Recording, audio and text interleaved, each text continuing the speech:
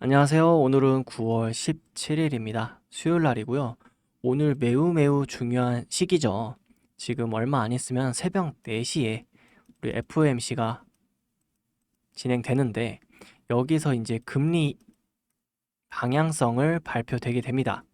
금리 방향성이 나오겠고 이 방향성에 따라서 지금 지수적 움직임이 엄청 크게 나올 것이 충분히 예상되는 지금 시기이기 때문에 우리가 여기서 집중을 해야 되는데, 제가 오늘 드리고 싶은 말씀은 이 금리 지금 이 발표가 의외성이 나오면서 아 주가나 지수적으로 크게 변동폭을 줄 수 있겠다. 그리고 우린 이거를 시나리오를 미리 생각해서 위로 오르면은 어차피 우리가 기존 보유자고 또 살 거니까 위에서도 충분히 살 수 있으니까 이런 부분은 문제가 안 되는데, 만약에 내려온다라면은 우리가 진짜 새로운 또 기회를 잡을 수 있겠구나.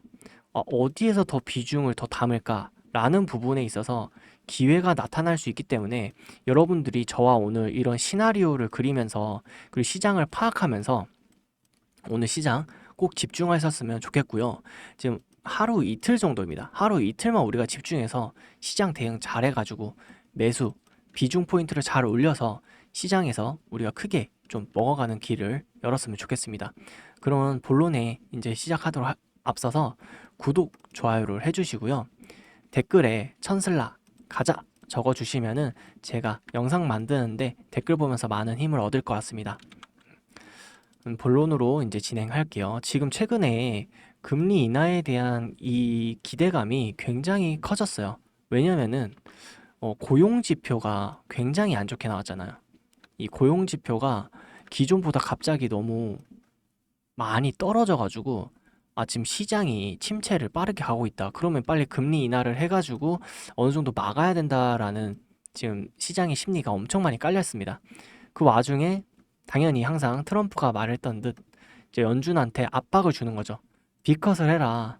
0.25는 안 된다. 0.25로는 부족하고 계속해서 이거를 늦춰왔기 때문에 지금이 B컷을 하는데 적기다라고 이렇게 압박을 넣는 겁니다. 그래서 이런 부분이 0.5%를 지금 금리 인하를 한 번에 내릴 수 있겠구나라는 시장의 기대 심리가 매우 커진 상태였고 지수적으로도 계속 오를 수밖에 없었어요. 그래서 지금 이 기대 심리가 어느 정도 반영된 구간이라고 우리가 생각하면 됩니다. 그래서 여기서 또 시장 좋았던 부분은 트럼프가 이거를 하기 위한 연준 장악이 어느 정도 되고 있었어요. 기존에 금리 인하를 반대했던 연준 이사의 사임으로 인해서 쿠글러 이사가 이례적으로 조기 사임을 했거든요. 그래서 그 부분을 이 트럼프 정부에서 친 트럼프 인사로 채울 자리가 생겨서 이제 기쁘다라는 거죠. 그래서 이 연준을 지금 현재 장악하려고 하는 움직임이 좋게 나왔다는 거고, 그래서 이번에 이 연준에서 임명된 마이런 연방 이제 이사를 보면은 트럼프 임명 판사 앞에서 이제 취임 선서를 진행합니다. 원래는 파월한테서 해야 되는 거거든요. 근데 파월을 건너뛰고 진행을 한 겁니다. 이거를 좀 읽어보자면 트럼프 대통령의 측근 역할을 하다가 통화 정책 결정자가 된 스티븐 마이런 연방이사는 연준 이사의 취임 선서는 보통 의장 앞에서 하는 게 관행이지만 마이런 이사는 판사 앞에서 취임 선서를 한 것이다. 근데 이 판사도 엘리자베스 리사 브랜치 판사인데, 브랜치 판사는 트럼프 대통령의 집기 1기 때인 2018년에 임명된 인물이다. 그러니까 이게 너무 재밌는 게 너무 대놓고 해요. 대놓고 이제 파월을 계속 무시하고 하는 거죠. 원래는 이게 정상적인 거거든요. 파월 앞에서 취임 선서를 하고 이제 시간과 장소가 어느 정도 제약이 되면은 화상 통화를 하면서 취임 선서를 하는 게 이례적입니다. 근데 이거를 다 건너뛰었다는 거죠. 그래서 지금 이러한 행동들은 트럼프 대통령의 연준을 장악하려는 의도를 노골적으로 드러내고 있었습니다. 그러니까 이 부분이 그리고 또 잘 되고 있었고요. 근데 여기서 잘 되고 있었는데 제동이 좀 약간 걸린 거죠. 이제 리사 쿡 이사 직위가 유지되는 판결이 나왔거든요. 이게 왜 일어났냐면은 트럼프가 쿡 이사가 과거 주택담보대출 사기를 저질렀다고 주장하며 그에게 해임 통보를 하면서 시작된 부분인데 이게 지금 직위를 유지해라라고 판결이 나온 거예요. 그러면 시장은 이제 연준을 어느 정도 장악하려는 트럼프의 방향이 약간 늦어질 수도 있겠구나. 늦춰질 수도 있겠구나. 그럼 지금 시기적으로는 유동성 공급이 좀 덜 될 수 있겠다라고 생각할 수 있는 부분이라는 거죠. 지금 이렇게 연결지어서 보시면은 지금 시장이 단순히 금리 인하가 아니에요.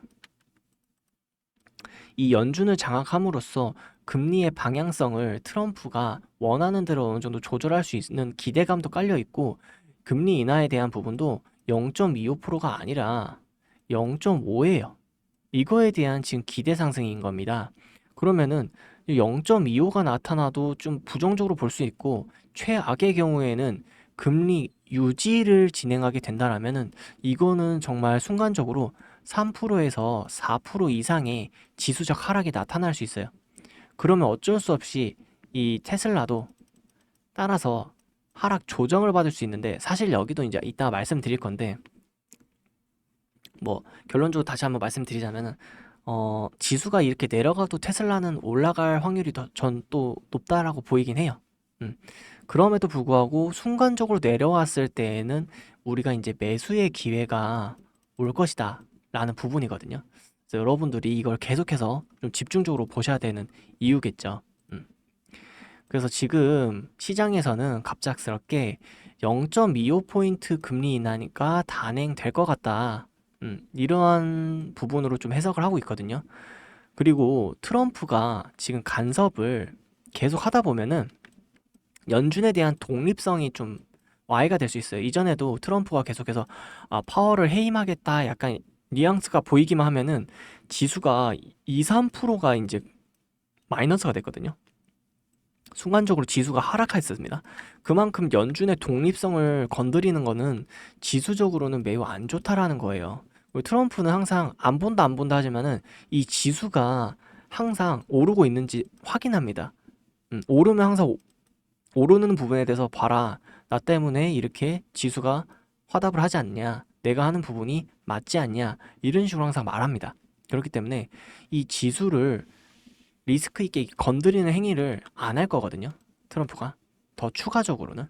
그래서 지금 시장에서는 0.5가 안 될 수도 있겠다라는 이제 그런 부정적인 전망으로 시장을 볼 수도 있어요. 그래서 최근에 이제 올랐다가 어제 부분에선 약간 좀 횡보를 한 모습이거든요. 근데 여기서 끝이 아니라 지금 크게 빅쇼트가 한번 나올 수도 있겠구나. 순간적으로입니다. 그래서 여기서 솔직히 제 좀 상상력을 좀 말씀을 드리고 싶어요. 제가 만약에 파월이라고 하잖아요.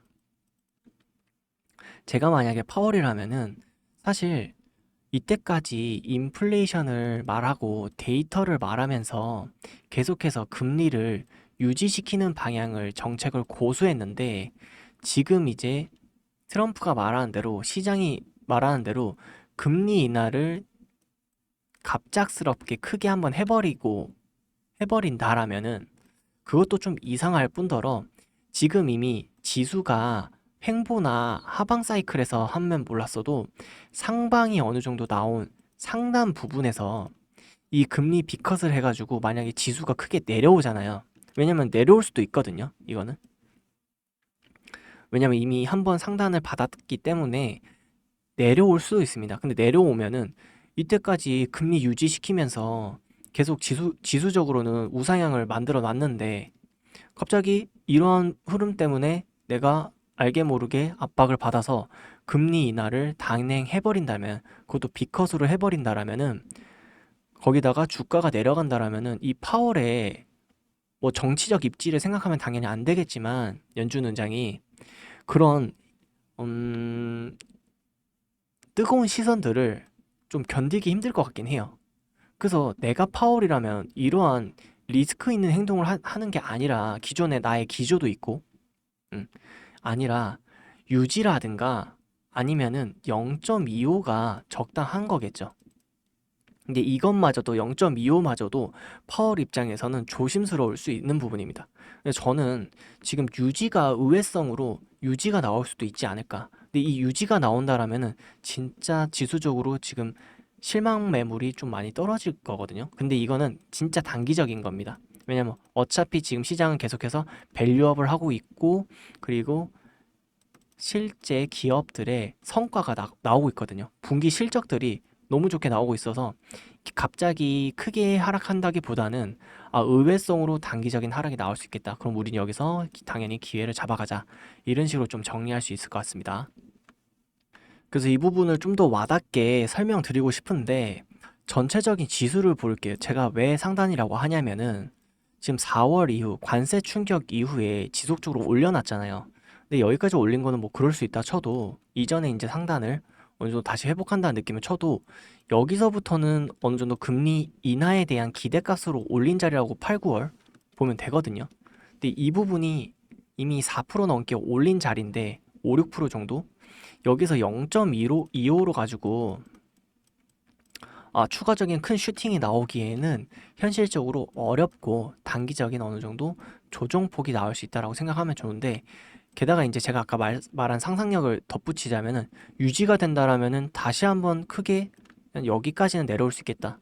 그러면 종목적인 개별 주식들도 어느 정도 하방을 비출 수 있다라는 거죠. 어느 정도인지 이해는 되시죠? 그리고 제가 여기서 덧붙여 말씀드리자면 테슬라는 왜 영향이 없을 수도 있고 있을 수도 있는데, 없는 부분에 대해서 좀 말씀드리자면은 그렇게 올랐을 때 엔비디아가 어떻게 되냐. 그러니까 테슬라는 지수적 특혜를 못 받은 애예요. 지금 이 4월 이후에 상단 이격을 보세요. 엄청나죠. 지수가 오르는 대로 그대로 올랐습니다. 그리고 또 마이크로소프트, 얘도 4월 이후로 엄청나게 계속 올랐어요. 꾸준하게. 근데 테슬라는 아니거든요. 테슬라는 영업이익 실적이다 뭐다 해가지고 좀 많이 지지부진한 횡보 흐름을 어느 정도 나타난 게 있습니다.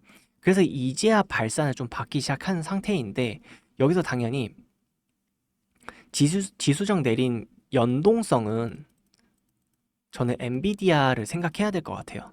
지수가 내린다면 엔비디아나 이제 마소가 내리겠죠. 그러니까 테슬라는 논외라고 볼 수도 있는 겁니다. 얘는. 그래서 테슬라는 오히려 여기에서 지수가 내려갈 거니까 공매도가 더 가중이 되면은 공매도를 박살내기 위해서 쇼스퀴즈와 더불어서 크게 한번 상승할 수 있다라는 거예요. 당연히 이거에 대한 기본적인 바탕은 이 테슬라의 일정과 재료가 있기 때문이겠죠. 그래서 이 부분도 저와 이제 영상을 계속 꾸준하게 보시면서 판단을 해주셨으면 좋겠고요. 최근에 좀 제가 긍정적으로 봤던 뉴스가 좀 이 부분이에요. 중국 비아디의 주가 하락인데, 간혹 가다가 보면은 비아디가 뭐 어느 정도 유럽에서 테슬라를 제쳤다, 뭐 1위다, 판매 1위다, 뭐 이런 식으로 하는데, 지금 중국 비아디 같은 경우에는 경쟁력이 저는 개인적으로 떨어진다고 보고 그 실물로도 많이 못 봤어요. 그러니까 그렇게 많이 판매되고 좋으면은 테슬라보다 많이 보여야 되는데, 길거리에 보면은 우리 한국 기준인데만은 그렇게 보이지가 않아요, 실물로도. 음. 그리고 가격 공급 과잉이 중국에서 지금 나타나고 있기 때문에 너도 나도 없이 가격을 뭐 마이너스 20% 30% 깎아서 팔거든요. 근데 당연히 이게 품질 저하로 이어질 수밖에 없어요. 사자마자 이제 녹슨 거 나오고 이제 운행도 바로 못하고 그런 부분들이 좀 많습니다. 그래서 지금 이 비아디 같은 경우가 항상 테슬라 하면은 중국 기업 비아디를 떠올리면서 경쟁 업체로 인식이 됐는데, 이 비아디의 주가가 이제 하락을 하고 전체적인 밸류가 하락을 하면서 재무 건전성도 지금 많이 안 좋아졌다 그래요. 근데 이런 부분이 있어서 경쟁자가 어느 정도 하락을 하면 반사 이익을 받는다라는 거죠. 이것뿐만 아니라 사실은 너무나도 많죠. 테슬라에 대한 호재는 이때까지 계속 영상으로 말씀드렸지만은 그래도 한번 짚어도 또 한번 짚는 게 좋습니다. 지금 미국에서도 8월달 판매량 보면은 25년 사상 최고치를 찍어주고 있어요. 근데 중국에서도 지금 9월달에 모델 Y가 이번에 롱레인지가 새로 나왔는데 지금 사상 최대로 또 판매가 되고 있습니다. 그리고 우리나라만 하더라도 지금 모델 Y가 수입차, 그러니까 전기차 기준이 아니라 수입차 기준 판매량 1위입니다. 모든 부분에서 판매량 실적이 모두 우위인 게 이 테슬라예요. 그렇기 때문에 지금 중요한 거는 우리가 3분기 인도량을 봐야 된다는 거죠. 이게 당연히 좋겠죠. 왜냐면 1, 2분기 때 워낙에 안 좋게 표현이 됐기 때문에 3분기 인도량에 대한 이 우회성 이런 게 시장에 매우 큰 작용을 할 겁니다. 근데 여기서 중요한 게 4분기 기대값까지 이어진다는 거죠. 근데 이제는 테슬라 하면은 전기차겠지만 지금은 이제 추후에 몇 개월 안 돼서 이 로보택시라든가 휴머노이드가 더 많이 보일 것 같긴 해요. 제 개인적인 생각으로는 그 로보택시에 대한 지금 경쟁력도 엄청나죠. 기존에 우버를 거의 다 제치고 있고요. 우버의 CEO마저도 테슬라와 협업하고 싶다고 올 초부터 계속 그랬습니다. 왜냐? 경쟁력이 안 되니까요. 요금도 3배나 싸고 서비스가 좋고 뭐 이런 거를 이용 안 할 이유가 있나요? 그래서 로보택시에 대한 이제 시장 독점 1위도 머지 않았고요. 휴머노이드에 대한 기술력도 이제 버전 3가 곧 나와서 실제 생산에 투입이 된다라면은 이거에 대한 또 활용성도 시장에서 엄청나게 부각이 될 겁니다. 그래서 이러한 연속성인 호재들이 있기 때문에 이걸 지금 간단하게 살펴봤는데도 이 정도거든요. 그렇기 때문에 우리가 지금 FOMC에 따라서 지금 단기적으로 하루 이틀 정도만 집중을 해도 기회가 발생할 수 있다라는 거예요. 그래서 여러분들이 지금까지 보신 분들은 이런 기회를 꼭 잡으셨으면 좋겠고 1차적인 자리가 이렇게 앞에 상단 요 뚫어주는 자리 한 370달러 요 부분에서 어느 정도 대응점이 필요하다 전 생각하고 있습니다. 그래서 여러분들이 이 영상을 보시면서 대응점을 잘 잡아 가시고 하셨으면 좋겠고요. 제 영상이 도움이 되셨다면 구독, 좋아요 부탁드리겠습니다. 그리고 영상 댓글 하단에 보시면은 댓글 부분에 천슬라 가자 외쳐주시면서 다 같이 이제 천슬라까지는 그래도 우리가 먹으면서 꾸준하게 계좌 우상향했으면 좋겠습니다. 그리고 요 가자 응원 댓글 보면서 제가 더 힘내가지고 다음 영상에도 더 알찬 자료, 정보들 제공해 드리도록 하겠습니다. 그럼 오늘도 좋은 하루 되시고 성투하시길 바라겠습니다.